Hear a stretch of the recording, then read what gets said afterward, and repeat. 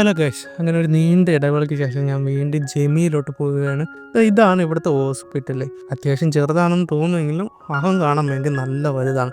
Government ഹോസ്പിറ്റലൊക്കെയാണ്. നമുക്കൊക്കെ എന്തെങ്കിലും ഒരു അത്യാവശ്യം ഉണ്ടെങ്കിൽ അവിടേക്കാണ് നമ്മൾ പോകുന്നത്. ഏകദേശം 1 AD വരുന്ന ചാർജൊക്കെ. ഈ പ്രാവശ്യം ജെമിയിൽ കയറിയിട്ട് കുറച്ച് കൂടുതൽ സാധനം വാങ്ങിക്കാമെന്നങ്ങ് വിചാരിച്ചുകൊണ്ട് കയറിയതാണ്. ആവശ്യത്തിനുള്ള സാധനങ്ങളൊക്കെ അവിടെ ഇരിപ്പുണ്ടായിരുന്നു. മാറ്റിയിട്ട് നേരെ കണ്ണങ്ങോട്ട് പോയെങ്കിലും വാങ്ങിക്കാൻ വേണ്ടിയൊന്നും നിന്നൊന്നുമില്ല.